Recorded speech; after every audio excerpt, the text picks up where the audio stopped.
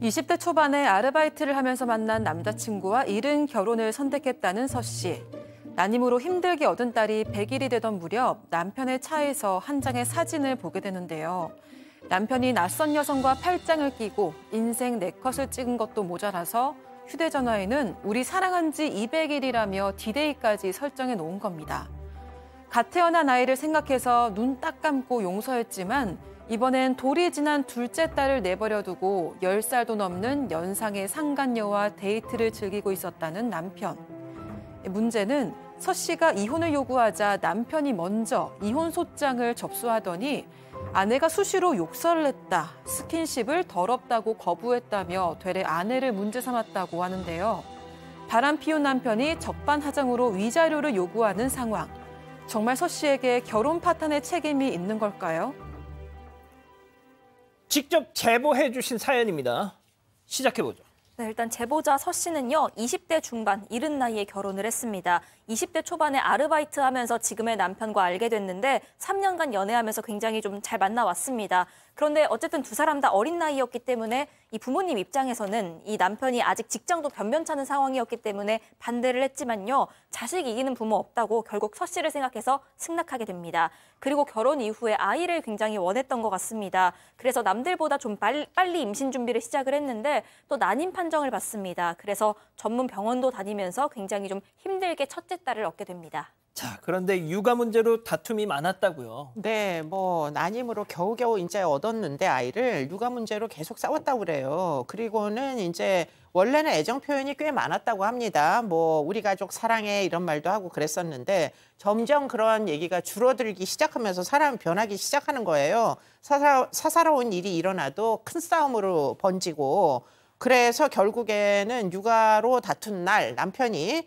그만하자 하고서는 집을 나갔다고 그래요. 그래가지고 이 이제 제보자는 그때부터 또 자책을 하면서 내가 진짜 잘못했다 이런 생각을 하면서 반성을 하면서 시간을 보내고 했었다고 합니다. 내가 우리 신랑을 너무 몰아세웠나 자책을 했다는 거죠. 참, 그럼 남편 집 나가서 뭐 하고 있었을까요? 자, 그 비밀 다름 아닌 남편의 차에서 발견됩니다. 제보자 말씀 직접 들어보시죠.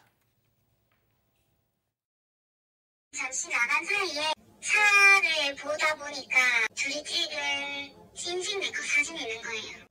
다른 여자랑. 그리고 또 남편이 저를 그날 시댁에 어머님 집에 내려놓고 애기랑 저랑 내려놓고 자기는 또 술 마시러 나갔거든요. 저를 그냥 시댁에 그냥 남겨두고 혼자 술 마시고 한 새벽 2, 3시에 들어왔는데 그때 술 먹고 뻗은 상태에서 제가 휴대폰을 몰래 봤죠.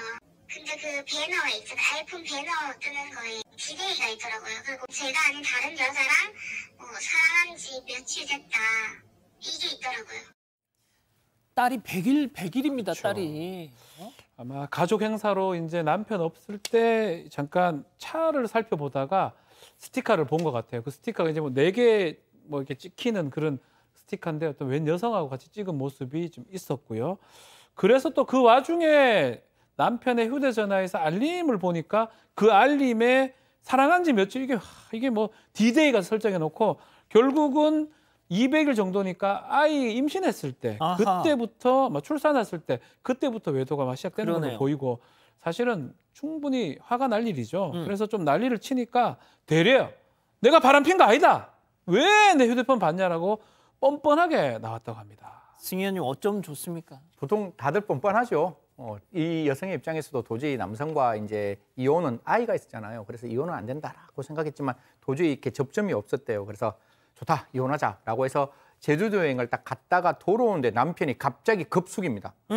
우리 같이 살자. 내가 잘못했어. 정말 잘못했어. 이렇게 이야기를 하는데 왜 그런 이야기를 했는지 확인해 보니까 상간녀가 이 남편을 손절했는 거예요. 더 이상 이제 너 안 만난다. 이 남편이 이 상간녀한테 가서 막 이렇게 빌었다는 거. 나 만나줘 이런데 그 여성이 절대로 안 만나주니 이제 이 여성에게 돌아와서 우리 잘 살아보자라고 이야기하는데 여성의 입장에서는 고민이 많았답니다. 그럼에도 불구하고 사실 이 부분은 좀 나중에 우리가 한번 지켜봐야 되는데 저는 이거 거짓말인 것 같거든요.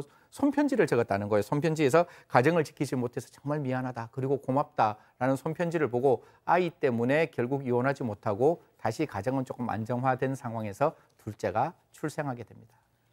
둘째를 낳습니다. 둘째를 낳았어요. 자, 그러던 어느 날 제보자는 지인한테서 전화 한 통을 받습니다. 여느 때처럼 회사에 출근했던 남편을 생각지도 못한 장소에서 그 지인이 목격했다는 겁니다. 계속해서 얘기 들어보시죠. 네, 저는 당연히 출근하는 줄 알았는데 제 아는 동생이 전화가 와가지고 남편 어딨냐, 그래서 출근했지 이러니까 갑자기 사진을 찍어서 보내주는데 누가 봐도 남편인 거예요. 다른 여자랑 손잡고 있었고 그 둘이 대화 내용 보면 임신까지 준비하는 사이고 그리고 이혼해서 결혼까지 할 거고 그 여자는 뭐 결혼식까지는 안 하더라도 우리 이름 어떻게 하자 했는데 남편은 무슨 소리 하냐고 사람들한테 우리 축하받아야지 하면서 결혼식도 좋게 할 거다. 지금 우리 이 방송 보고 계시는 사방 가족 여러분들 TV 보시면서 저런 쳐 죽일 놈 저거 막 이러고 계실 거예요 지금. 네, 이 제보자는 심지어 직장 다니면서 아이 태어나서 휴직한 상태였습니다. 그래서 첫째 육아하면서 이제가 돌진한 아이까지 굉장히 좀 힘들게 돌보고 있는 상황이었는데 평소처럼 출근한다면서 나갔던 남편을 지인이 목격을 합니다. 그런데 그 목격된 장소가 유채꽃 축제에서였습니다. 거기에서 다른 어떤 여성하고 손잡고 누가 봐도 데이트하는 것 같은 모습이 딱 포착이 됐던 겁니다. 당장 전화를 하면서 그 현장으로 달려갔지만 남편은 이미 자리를 뜬 상태였습니다. 추궁을 했더니 이렇게 둘러댑니다. 게임에서 만난 여자다. 그날 딱 하루 본 거다. 그리고 이미 정리 다 했다. 이렇게 시치미를 뗐습니다. 결국 이날 제보자는 이혼을 해야겠다는 마음이 섰다고 합니다. 승희 의원님 뻔뻔합니다. 진짜 제가 머리가 갑자기 막 박하사탕 한 100개 먹었는 정도의 머리가 확 시원해지는데 사실 지금 이런 어떤 상황에서 다시 이제 제보자는 이혼을 준비를 하는데요. 이 여성이 자기보다 10년 많은 연상의 여성이라고 합니다. 그런데 이 사람들이 주고받았던 그 카카오 내용을 제가 조금만 설명을 드리면 카카오 내용에 임신이라는 단어가 나오고 임신까지 준비하자, 이혼 후 결혼을 어떻게 할 건지 고민해보자, 축하도 받자. 이런 어떻게 보면 두 사람의 이야기로는 이 부인을 완전히 집어넣고 두 사람의 이야기만 하고 있는 모습이 보여서 정말 화가 났다 이렇게 이야기를 하는데요. 심지어 상간녀가 이혼을 위한 대응 요령이나 변호사 선임료까지 빌려줬다라고 합니다. 자, 지금부터 중요합니다. 이 남편이란 자가 먼저 이혼 소장을 접수하더니 온갖 책임, 이 결혼 파탄의 책임은 다 너한테 있는 거야 하면서. 그렇죠. 이제 남편의 주장 사항입니다. 이 변호사가 아마 작성을 해줬을 걸로 지금 보이는데 첫 번째 주장이 뭐냐면 나한테 너무 구속을 한다 이거예요. 두 번이나 이렇게 문제를 일으키다 보니까 술자리에 있으면 아내가 인증사진 같은 걸 요구를 했던 것 같아요. 그렇게 자꾸 요구하면서 자신은 회사, 집, 육아 이것만 반복을 하고 있었고 이거는 나한테 너무 심각했던 거 아니냐, 구속한 거 아니냐 주장을 한 바가 있고요. 또 아내가 욕설을 좀 한 메시지가 있었던 것 같아요. 그런 메시지를 캡처해서 지속적으로 욕설을 하면서 아내가 자신을 괴롭혔다 주장도 했습니다. 또 가장 결정적인 것 중에 하나가 이 두 번이나 바람을 폈기 때문에 당연히 아내 입장에 남편을 거부하기 마련인데 스킨십 같은 거 하려고 하면 그때마다 아내가 더럽다면서 거부를 했다라고 해요. 그래서 그런 경우니까 결국은 아내한테 파탄의 책임이 있고 남편이 위자료하고 재산 분할까지 요구하고 나선 그런 상황입니다. 자, 무엇보다 지금 교수님 이건 제가 그냥 얘기하겠습니다. 이 남편이라는 사람이 아이들까지 외면하고 있다고 해요. 지금 집 문제 때문에 각방을 일단은 쓰고 있는데 남편은 이 두 딸 시간을 같이 보내거나 놀아주거나 하는 그런 노력을 전혀 하지 않고 있다라고 주장을 하고 있습니다. 친권, 양육권까지 포기를 했다는 거예요, 남편이. 자, 좋습니다. 그럼 이쯤에서 별별 상담소 오늘의 궁금증 짚어보죠. 바람 피운 남편이 적반하장으로 위자료를 요구하는데 이거 어떻게 하면 좋겠냐. 자, 이제 이게 사실 유책주의이기 때문에 자신한테 책임이 있는 사람이 이혼을 청구하거나 할 수는 없습니다. 그럼에도 불구하고 실제로 이혼 재판을 하다 보면 쌍방이 다 막 네가 잘못했다 이렇게 주장을 하는 경우가 많습니다. 이런 경우가 대단히 많은데요. 그렇지만 결정적인 잘못은 사실은 부정행위를 두 번이나 한 남편한테 있다고 봐야 될 것 같고요.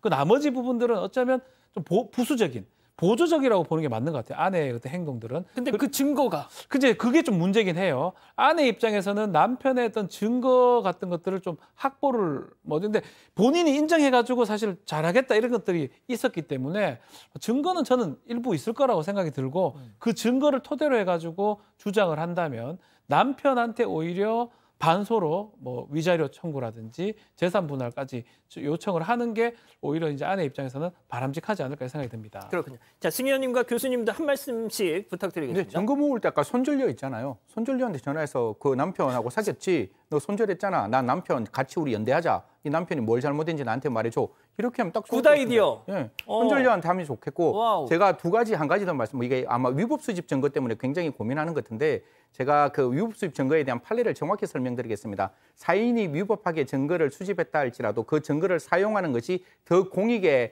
크다면 그 증거는 증거로 사용할 수 있으니까요. 다 캡처하십시오. 캡처가지고 법원에 탁 던지시면 됩니다. 그러면 충분히 증거 능력이 있을 수 있으니까요. 걱정하지 마시고 캡처하시고 그 대신 불법을 너무 강하게 하시면 안 돼요. 그걸 제대로 이렇게 모아서 법원에 제출하시면 어떨까 그렇게 예. 말씀드리겠습니다. 자, 교수님. 네, 뭐 이혼 결심 잘하셨다. 아이들을 위해서도 지금 이런 신뢰가 없는 부분은 유지되기가 어렵다. 그렇게 말씀드리겠습니다. 용기를 가지십시오. 네. 좋습니다. 자, 우리 가족 여러분들은 어떤 말씀하시죠? 네, 프라이빗님 이번에 그냥 넘어가면 정말 땅치고 후회하게 될 겁니다 하셨고요. 김성실님 바람은 불치병입니다. 국밥 그만님 아직 젊으시니까요. 얼른 아이들과 새로운 삶 사세요 하셨고요. 레리꼬님 안 걸린 거 포함하면 10번은 될 거라고 장담합니다 하셨습니다. 진짜 그 마지막 말씀이 좀 설득력 있네요. 어휴, 안 걸렸을 것 충분히 같아요. 설득력 있습니다. 예.